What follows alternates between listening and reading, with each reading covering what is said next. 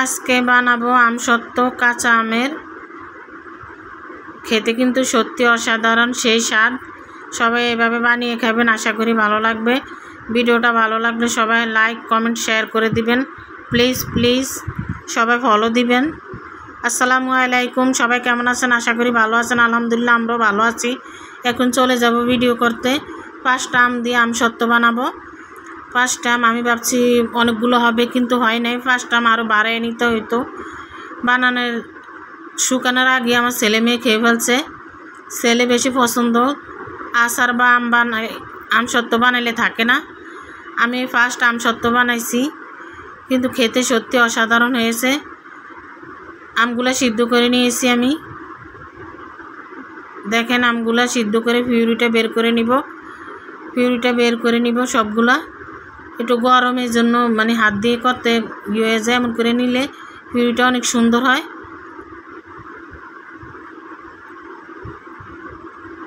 এভাবে বের করে নেবেন, তাইলে পিউরিটা অনেক স্মুথ সফট হয়।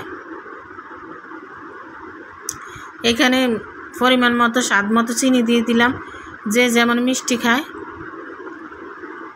আর দিয়ে দিলাম একটু কালার ফুড, অল্প দিছি আমি, বেশি দিলে আমার কাছে গন্ধ লাগে, খেতে পারি না, এই জন্য অল্প পরিমাণ দিছি। আর আমার ছেলে বলে দিতে না। আর স্বাদ মতো লবণ দিয়ে দিলাম, চুলায় দিয়ে দিলাম, চুলাটা ধরাই দিছি। এখন সবগুলা দেওয়া হয়ে গেছে। এখন এই লাড়তেই হবে। আমার লাড়তে লাড়তে হাত ব্যথা হয়ে গেছে। একদম লাড়তে ছাড়তে হবে, নাইলে নিচে লেগে যেতে পারে। পোড়া লেগে গেলে সমস্যা। মরিচটা দিয়ে দিলাম, এখানে কিছুটা জাল দিব। আমার ছেলে বলছে জাল দিতে, অত জাল হয় না, এমনি মরিচ অনেকগুলো। দেখেন এই এক লাগা দ্বারা লাড়তেই হবে।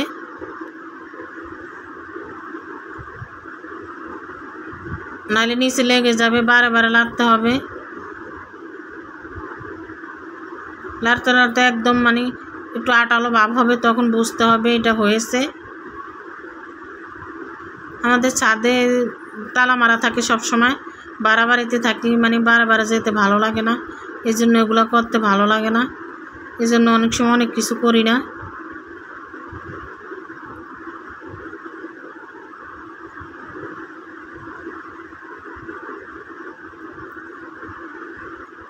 আমসত্ত্ব খেতে অনেক মজা, আমার ছেলে মেয়ে পছন্দ করে, তার জন্য বানাইছি। ইয়েটা হয়ে গেছে, এখন নামিয়ে নিব প্লেটে। সরষের তেল দিছি হালকা, নিচে সরষের তেলে নিচে লেগে যাবে। সরষের তেল দিয়ে ছাদে নিয়ে রোদে দিয়ে আসবো আমি।